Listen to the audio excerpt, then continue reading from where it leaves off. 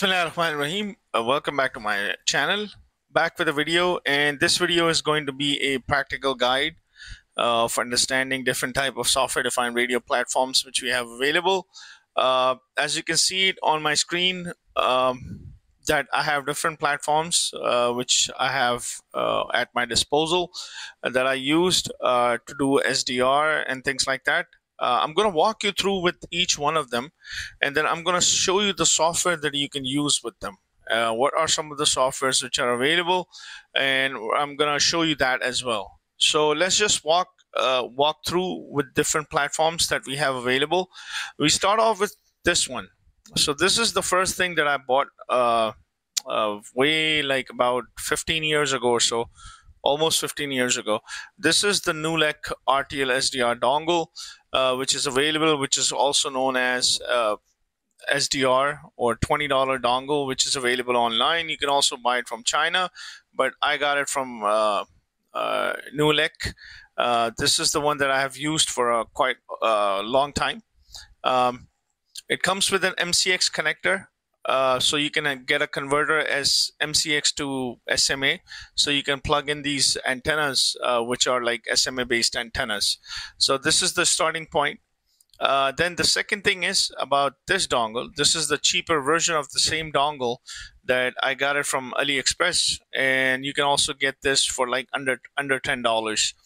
Does the same thing as this dongle do, but that's the one that I use now, because I think it has some problem with the antenna port. So these are the two dongles, and these are called receive-only dongles. Why? Because you can only receive your signal, and the frequency for these dongles can vary from 10 megahertz or 50 megahertz all the way up to 1800 megahertz. And these are just receive-only dongles. So you can use different type of softwares with that. For example, GQRX is a very good software that I use with these. These are just receive-only dongles. Then I got another one. This is also a knockoff of SDR Play or AirSpy. This thing has a frequency from 10 kilohertz all the way up to 2 gigahertz, and that has a bandwidth of about 10. It has an ADC of 12 bit, while these dongles have ADC of about 8 bits. So this particular dongle has a built-in. So this is not the copy of RTL-SDR Vlog one, the version 4 or version 3s. This is something totally different. You need probably SDR Play to run this. So this is the dongle that I got it from China, AliExpress as well. So this goes from 10 kilohertz all the way up to 2 gigahertz. That's the frequency, while these dongles have a frequency from 50 megahertz or sometimes 10 megahertz. I would say about 50 to 70 megahertz all the way up to 1800 megahertz. So this is also a good starting point. This thing already has a built-in SMA port, so you can actually use this to connect antennas directly instead of using an MCX connector. The next thing that I got, this is also about like 12 years ago or so, is HackRF. HackRF, this is the platform that I really like to use. This is the platform that I enjoy using it. This is known as HackRF by Great Scott Gadgets. This thing is a SDR that is also a half duplex, which means you can either receive or transmit. So using this platform, now these were all receive-only devices. The RTL-SDR dongle and this, you can get it from China easily nowadays. But this one was the first transmitting device that I personally own. That is half duplex, which means you can transmit and receive. You cannot do it simultaneously though. This thing has a frequency from 10 megahertz all the way up to 6 gigahertz. A very beautiful platform. This is completely open source, even the hardware. You can also find a BOM, which is a bill of material for this, schematics and things like that. They just came out with the new version. They start shipping it, or they will start shipping it in near future, which is known as HackRF Pro. That is going from 10 kilohertz all the way up to 7.1 gigahertz. It's still half duplex though, but it's much improved version, which is known as HackRF Pro. So half duplex device, SMA based connectors. You can also use porta packs with these as well. Porta packs are the devices which will just like, you can remove the casing and you can put that board on top of it. You'll find all the gadgets, all the softwares which are there. So I haven't got a hold of these porta packs yet, but hopefully in future I will. Then the next device that I have is actually a full duplex device, which is this, which is by Analog Devices. This is called ADALM PlutoSDR. This is actually a full duplex device, which means you can transmit and receive simultaneously using this device by Analog Devices. I don't use this much, but sometimes when I'm experimenting with two transmitting and a receiving device, then I probably use this.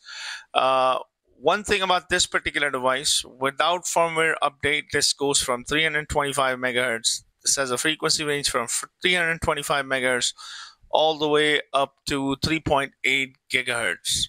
So you won't get the 5.8 gigahertz Wi-Fi band. But this is also an amazing device. You will find a good support for it and things like that. All of these devices that I'm mentioning, the natives, you can use it with, I don't know, different software, but one software that you can use with all of these devices is actually GNURadio. GNURadio is an open source software that you can use to design your radios and things like that. But also there are other softwares as well. So having that said, let's move these two guys aside. The big guys now are here. This is known as USRP N210. And this is the newer version of it. So this is USRP N210. The reason I bought this, because this thing has something called a MIMO expansion. What I mean to say is that you can connect two of them together and they can act as a MIMO device. It has also a full duplex device by Ethos Research. Actually, Ethos Research were bought by a National Instrument. Before that, there was no saying that a National Instrument company when I first got my first one. But this one is open source in a sense that it supports GNURadio. Also, the NI version one also does that as well. But you can also buy it from National Instrument, or you can also buy it from Ethos Research website as well. So it's a full duplex device, 20 megahertz of bandwidth with MIMO expansion. The connection here is not through USB, it's actually through your Ethernet. So when you're connecting these Ethos Research devices, these USRPs, you got to make sure your laptop or your computer must support 1 gigabit Ethernet support, because I was having issues like 12 years ago when I first got these devices. Amazing device. The board, let me tell you something about USRPs. What it does, it comes with this box. All right, this box is an FPGA board. You have to buy daughter cards separately. All right, you have to buy daughter cards separately. And when they started off, first, I remember it when I first got my first USRP, it came with two different boards. There was a board called SBX board and WBX board. The first one that I got was actually WBX board that has a different frequency, while SBX has a higher frequency range. Then later on, they came up with a board called UBX daughter card, which you can just like simply plug in, or you can just simply mount it on top of your FPGA board that is actually acting as a CPU. So that daughter card, it changes everything for me. UBX actually, it goes from about 50 megahertz. I'm not sure about, I think 10 megahertz, I believe. 10 to 50 megahertz all the way up to 6 gigahertz. While WBX board was only going up till like 2.4 gigahertz. Then you have to buy another board, SBX. And then it can go up to 5 or 6 gigahertz. But this thing has an individual board, which is UBX board, and that goes from 10 megahertz or 1 megahertz all the way up to 6 gigahertz. Amazing device when you're performing a lot of research, when you want to do MIMO expansions. You can actually use this Ethos Research device. Now, the second thing that I always wanted to buy was actually this guy, which is known as X310s. Because this thing, this is known as a network series because of N. This is known as X series. This is USRP X310s. This thing also has a board which is called UBX board.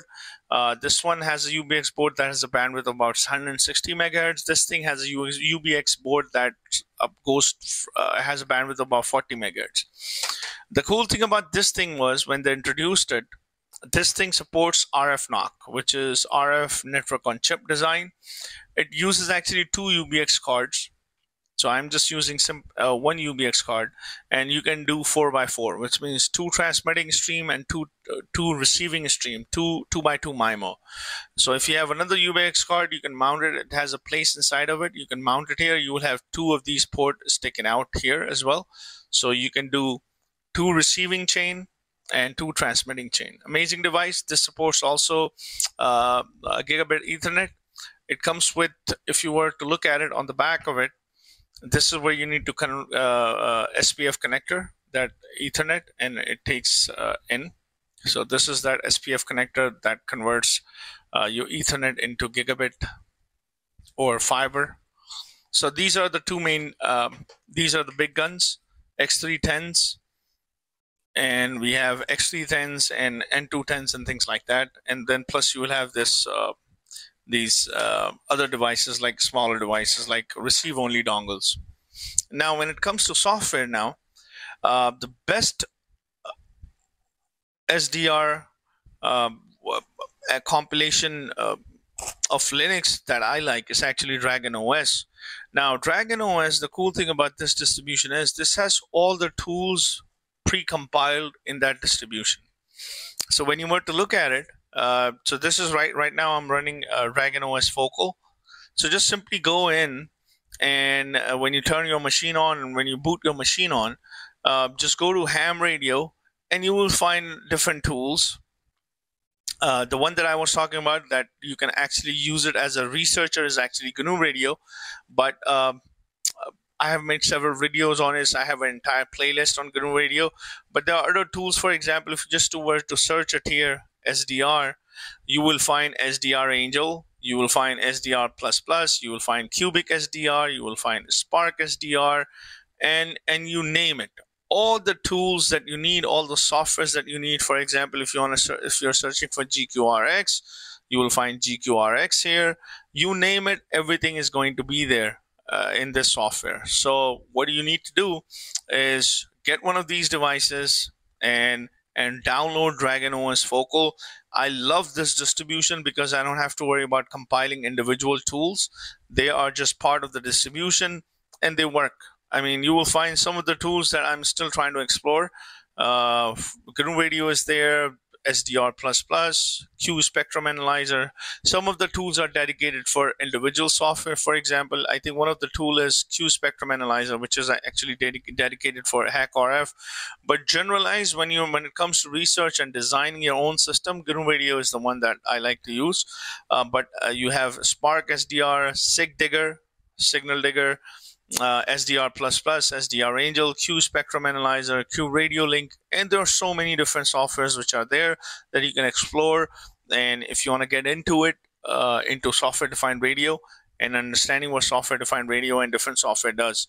So that's all I wanted to tell you in this particular video. So if you have any questions, just leave it in the comment section, and please don't forget to like and subscribe to my channel. And thanks for watching.